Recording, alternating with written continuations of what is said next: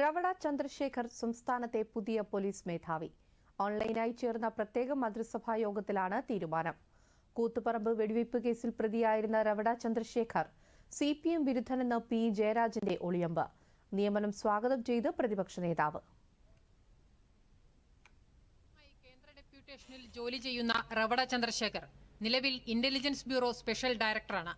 DGP നിയമനത്തിനായി കേന്ദ്രം നൽകിയ 3 പേരുടെ പട്ടികയിൽ രണ്ടാമനായിരുന്നു 1991 കേരള കേഡർ IPS ഉദ്യോഗസ്ഥനായ രവട ചന്ദ്രശേഖർ. തലശ്ശേരി ASP ആയിട്ടാണ് ഔദ്യോഗിക ജീവിതം തുടങ്ങിയത്. ചുമതലയേറ്റെടുത്ത് 48 മണിക്കൂറിലാണ് കൂത്തുപറമ്പ് വെടിവെപ്പ് സംഭവിക്കുന്നത്. ഇതിന്റെ ചുവട് പിടിച്ചാണ് നിയമനത്തിലെ രാഷ്ട്രീയ വിവാദം. സർക്കാരിനെ വെട്ടിലാക്കുന്ന പരാമർശം ആദ്യം നടത്തിയത് CPM സംസ്ഥാന കമ്മിറ്റി അംഗമായ P. ജയരാജൻ. കൂത്തുപറമ്പ് വെടിവെപ്പും അന്നത്തെ രവട ചന്ദ്രശേഖറിന്റെ നടപടിയും രക്തസാക്ഷികളുടെ പേരുകളടക്കം എടുത്തുപറഞ്ഞ് ജയരാജൻ ഓർമ്മിപ്പിച്ചു. നിയമനം വിശദീകരിക്കേണ്ടത് സർക്കാരെന്നും ജയരാജൻ പറഞ്ഞു. അദ്ദേഹം അടക്കമുള്ള പോലീസ് ഉദ്യോഗസ്ഥന്മാർ വെടിവെപ്പ് നടക്കുന്ന സമയത്ത് അവിടെ ഉണ്ടായിരുന്നു.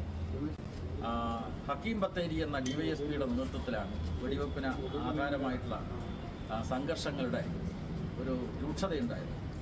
നിതിൻ അഗർവാളിനെതിരായിട്ടും ഞങ്ങളന്ന് ആക്ഷേപം ഉന്നയിച്ചിരുന്നു, കേസ് കൊടുത്തിരുന്നു.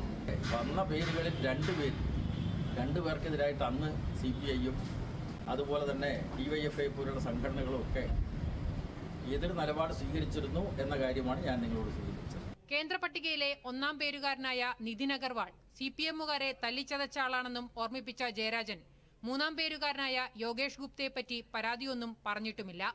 അതേസമയം മന്ത്രിയുടെ ജീവൻ രക്ഷിച്ച ഇടപെടൽ നടത്തിയ ആളാണ് രവട ചന്ദ്രശേഖറെന്നും നിയമനത്തെ സ്വാഗതം ചെയ്യുന്നതായും പ്രതിപക്ഷ നേതാവ് VD സതീശൻ പറഞ്ഞു. ഒരു മന്ത്രിയുടെ ജീവൻ അപകടത്തിലാകുന്ന ഘട്ടത്തിലാണ് അന്ന് വെടിവെപ്പിന് ഉത്തരവിട്ടത്. എപ്പോഴാണ് വെടിവെപ്പിന് ഉത്തരവിടാൻ പോലീസ് ആക്ടിൽ പ്രൊവിഷൻ ഉണ്ടല്ലോ.